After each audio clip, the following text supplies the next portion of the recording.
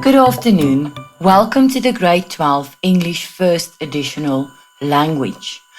We are continuing with a lesson on transactional writing, and today we are going to cover Category C and Category D of the longer transactional. First of all, the length of your piece must be 120 to 150 words. 4 questions will be given, 1 from each category. You must choose 1 to do, and the marks for this is 30 marks. As I said, we've already covered the friendly letter, the formal letter, and the obituary, as well as the covering letter for a curriculum vitae. Today we are going to look at the formal and informal report, as well as the dialogue, interview, and the formal and informal written speech for the longer transactional texts. If we look at the reports, first of all, we have a formal report. A formal report is a written description of a situation or event after an investigation.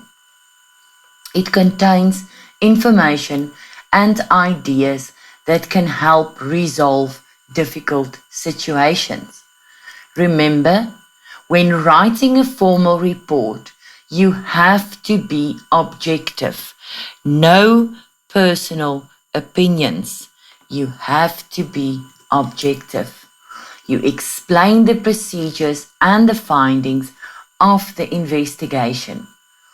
You use a formal register, you use the past tense, and you use passive voice. What are the markers looking at when they are marking your formal report? The report must have the following subheadings. You will see we will explain the headings when we do the example. The investigation, findings, recommendations. The report must have a subject line. It must be addressed to someone, and it must clearly indicate who the sender is. Your tone must be formal and polite. For attention, Mr. A. Petersen, the principal. In other words, that's your number 1. It must be addressed to somebody. Number 2, you must have a subject headline. So that will be the report on incident at rugby match of 26 April 2018. This is written in capital letters to show that it is the subject line of your report, what this report is about. Your first subheading will be terms of reference or introduction. Now this is why are you writing this report? So the principal requested that team captain Rikus de Jager investigate the incident of 26 April 2018 during the rugby match at Richtersveld High, in which Peter Jacobs was injured. Your next subheading is the procedure or the investigation. So what did you do what did you do to find your information? The referee and assistant referees were interviewed. The members of the rugby team wrote a description of the incident. The results were analyzed by the captain and conclusions were drawn. The next subheading is your findings. What did you find from your investigation? 2 of Peter Jacobs' ribs were broken in a clash with Wynand Lowe of the opposing team. Peter's family has to bear the medical costs. Allegations that the opposing player made a reckless tackle were supported by everyone's accounts. You will see the procedure or the investigation and the findings are both written in point form. All of your procedures or investigations are listed in point forms as well as all of your findings. The conclusion, action must be taken in order to address the situation, and then your last subheading is the recommendations. The principal should call a meeting to discuss the report with all the parties, and a course of action should be agreed on. The last thing that you need to remember is your report must be signed and dated. So it's signed and dated by the sender, which is you. So the breakdown, remember, number one, it must be addressed to someone. It's usually the person that requested that you write the report. Number two is your subject line, which is in capital letters, and it is what your report is about.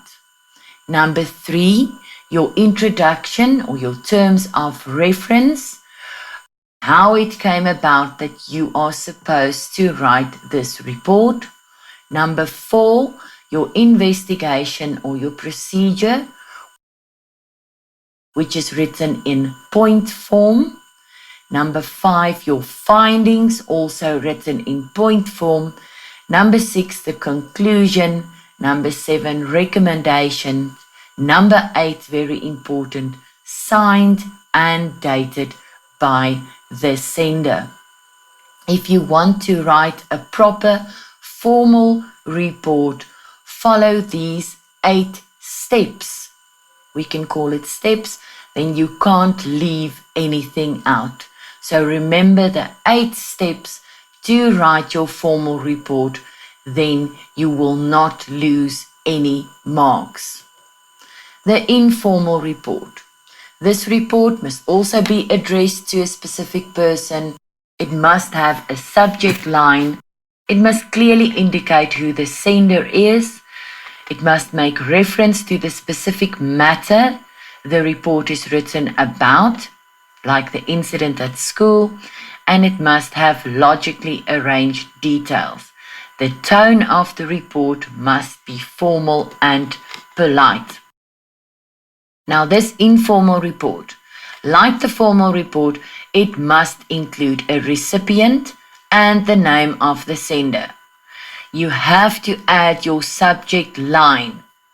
Your introduction briefly describes the background and purpose of your report. The body should be a factual account of the incident or the accident or the situation. In your body, you answer the question: who was involved? Why? Where? When did it happen? What happened? And how did it happen? And then your conclusion briefly summarize the content of the report. Very important, remember to sign and date the report.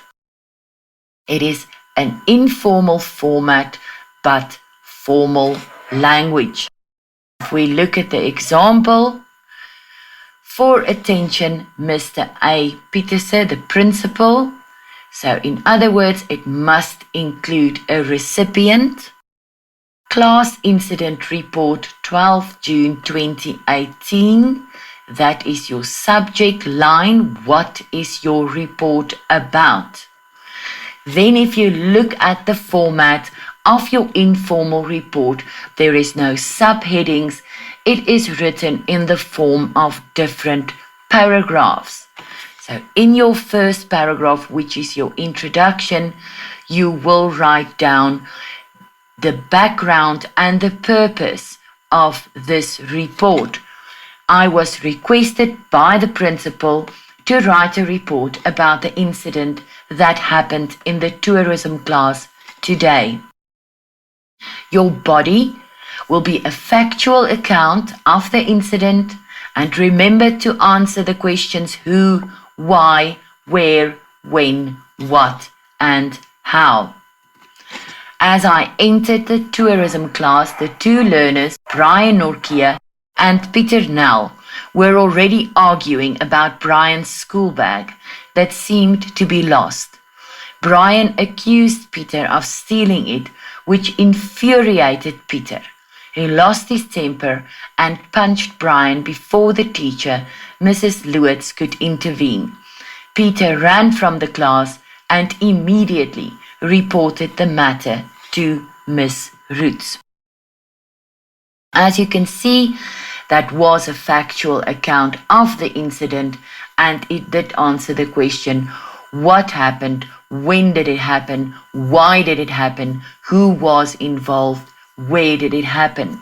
Your conclusion then briefly summarized the content of the report, and please remember, you have to sign and date your report at the end. Very important. If we have a look at category D, the dialogue or written interview and the speech. First of all, the dialogue and the interview. What is a dialogue? It is a conversation between two people, a record of the exchange that occur directly from the speaker's point of view. An interview is similar to a dialogue. The difference, one speaker asks the other speaker questions. When you are writing a dialogue or an interview, it is extremely important to remember the following points. Write the names of the characters on the left side of your page. Use a colon after the name of the character who is speaking. Do not use quotation marks for the direct words. Use a new line to indicate each new speaker. Very important. Let's look at the first 5 points. Write the names of the characters on the left-hand side of your page, directly underneath one another. Write them there. That is where your speaker's name will be. Directly after the name of the person, use a colon. Never use quotation marks when we write a dialogue or an interview. And use a new line to indicate each new speaker. So every time you start with a new speaker, every time it's the other speaker's turn, you have to start in a new line. Avoid using long greetings and introductions. Advise characters or readers on how to speak or present the action. Advice to characters or readers on how to speak or present the action must be given in brackets before the words are spoken. So in other words, if you want to tell them how to say something, or you want to tell the reader how the character is feeling, is angry or is happy, it must be put in brackets before the words are spoken. And then before you start with your dialogue, sketch a scenario before you start writing. For instance, Suzanne and Renske have just realized that they share a passion for popcorn, and then your speakers will be Suzanne and Renske. Their names will be written on the left side of your page. Directly after the name of Suzanne and Renske will be put a colon. There will be no quotation marks for their direct words. Every time Suzanne and Renske gets a new turn to speak, you will use a new line. And then if you want to show an action or an emotion, you put it in brackets before the words that are spoken. Right, the directions to the markers concerning an interview, what are they looking at? A context must be provided at the beginning of the interview. Now that is the scenario that we are talking about here. So you have to put a scenario at the beginning of the interview. The dialogue must be between two people. The tone and register should be appropriate to the person being interviewed. So you have to read your instructions very carefully. If it's an interview between you and the principal, your tone and register would be different than an interview between you and your best friend. The questions must be probing and to the point. The names of the speakers should be followed by colons. A new line should be used to indicate each new speaker. And then the stage direction, the tone of voice, the actions, the emotions must be written in brackets before the spoken words, if applicable. How can I get extra marks? Include a reference to emotions experienced by one of the speakers, but refer from being rude or having a verbal senseless fight. End with a solution to a problem, or end with characters having made peace, or end on a positive note. Work in at least one idiom or a simile or a metaphor or figurative language. These are all tips on how can I get extra marks. This is an example of a dialogue. First of all, there we see the scenario. Kevin and Frank are walking back home after their soccer match. Kevin, the names are directly underneath one another. There's a colon after the name. None of the words are in quotation marks, and the directions are put before the words in brackets. So Kevin is saying, I played poorly today. Frank asks, but why? New line. You usually play better than all of us. Kevin, in a new line, colon, no quotation marks. I still haven't recovered completely from my bronchitis. Whenever I do any exercise, I start coughing and tire very quickly. Frank, in a new line, colon, directions in brackets before the words, perhaps you shouldn't have put more strain on your health by playing today. Kevin, in a new line with a colon, no quotation marks, perhaps you have a point, but I knew my team needed me. End of the dialogue. We're going to look at the written speech right now. Now, the formality of the speech will be determined by the audience you need to address. So again, you have to read your instructions in your question paper very, very carefully, because your audience will determine the speech you are going to write down. If you're going to address your fellow matric classmates, your tone and register or your formality of your speech will be different than when you address the parents. The speech should capture the attention of the audience. It must be in paragraph form. Your opening or your greeting, keep it brief and simple. Outline the subject of the speech. Highlight 3 or 4 ideas and discuss each in a paragraph. And then your conclusion must be logical and appropriate. So again, what are we looking for when we're marking your speech? It must be in paragraph form. It should be written using a suitable salutation.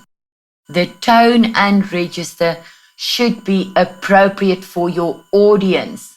Now, when you think about your audience, consider the following. What kind of speech are they expecting to hear?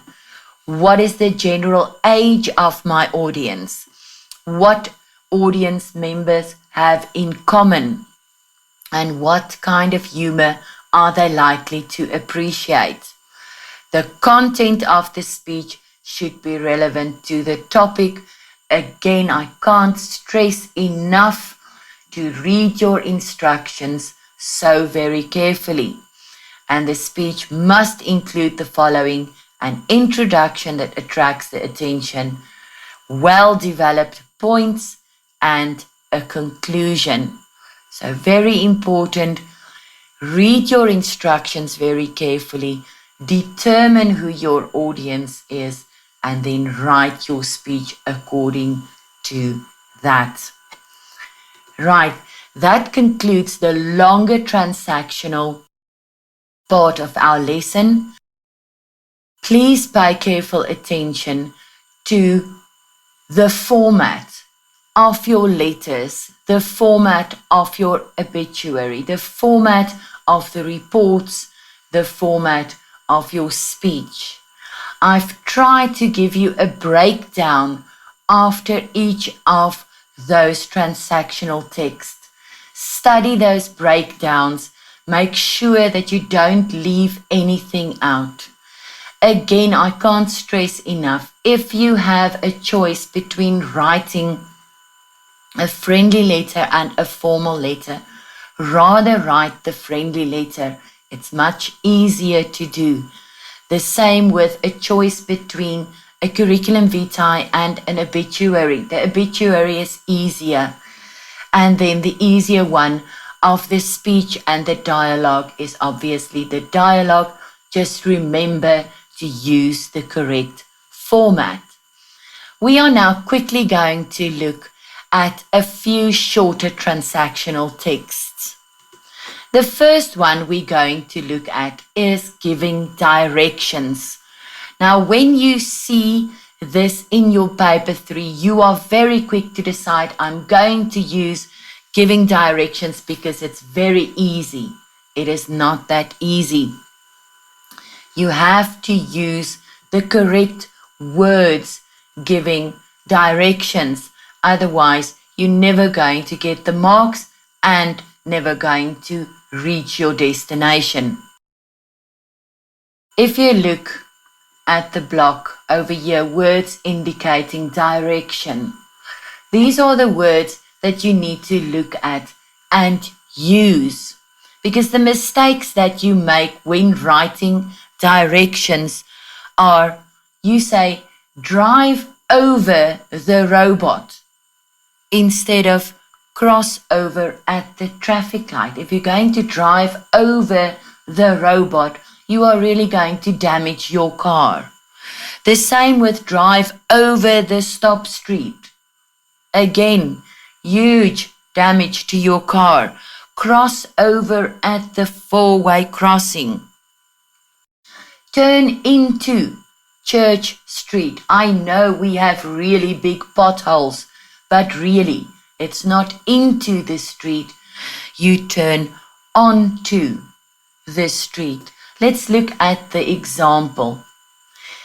Take the I-294 north, exit onto Deerfield Road, turn left onto and proceed 2.5 miles, turn right onto, proceed, turn left onto at the third traffic light, proceed past the next stoplight at Overlook Point to the west side of the 4 Overlook Point complex. Turn right at the next opportunity onto the access drive to the free outdoor parking. Right, so this is a typical example of how directions is supposed to look. Refrain from driving over the robot and over the stop street and into Church Street. You are going to seriously damage your car. Consider the following. Be concise and clear when you write your directions. It must be in chronological order, obviously, otherwise the person reading your directions will never arrive at the destination. Always refer to a specific direction. Turn left, turn right. Okay, indicate the approximate distance. Drive for approximately 1 kilometer. Give the approximate number of streets to be crossed. Provide information about landmarks like the school on the left or the KFC on the right. The next one we're going to look at is instructions. Again, very important to pay attention to the following. We give instructions when we are describing how something is done. Instructions also must be in chronological order, whether it is how to look after your friend's pet spider or how to teach your grandmother how to use WhatsApp. It must be in the correct order. Use numbers to indicate the steps. Write in full sentences and make sure you don't leave important information out. Be specific, and if the readers need to gather items in order to follow the instructions, list those items in the introduction. We are going to look at an invitation. If you look at this example, you will see it's Casey's 10th birthday. So we immediately know what is the subject of this invitation. Saturday, July the 21st, we know the date. 5 o'clock, we know the time. 123 Main Street, Charlotte, we know the place. And then RSVP to Lisa at her telephone number. Right, so what are the requirements of an invitation? First of all, the subject. Immediately when you write an invitation, it must be clear what the subject of this invitation. Is it a wedding? Is it a graduation? Is it a birthday? Very important, the date. When is it taking place? The venue, where is it taking place? The time, what time is it taking place? The dress code, will it be formal, semi-formal, casual, fancy dressed, or themed? Then the reply date, RSVP by a certain date. And very important, what most of you forget, is the contact details of the person that you need to RSVP to. So it can either be a telephone number, a cell phone number, or email, or both. So very important, these requirements for an invitation. Remember, you do not get extra marks for drawing little pictures or using a lot of colors. We are looking at these requirements, and this is what you get your marks for. Then we're looking at the diary entry. So we all know what a diary entry is. It's a written account of a person's experiences and thoughts. So it is written for yourself. Your tone is personal and it's written in the first person. So it's I, me, myself. It is written for you and actually for your eyes only. So it reflects the writer's feelings. Very important, a diary have dated heading. So it will be Monday, the 3rd of February. And then in the next line, Dear Diary. A diary is always written in the past tense. Remember, a diary is about your own personal experiences written for yourself, so the tone is personal, written in the first person about your own feelings, and it is written in the past tense. Remember also, a diary also have a dated heading and it starts with Dear Diary. Ladies and gentlemen, that concludes our lesson about transactional writing. I really hope that you have benefited from what I've tried to give to you the past 2 lessons. I can't stress enough that paper 3 is so very, very important. You have to really study the format of your transactional text, longer and shorter, in order for you to achieve the marks that you want to achieve. You must have a great afternoon. Make wise choices. Goodbye.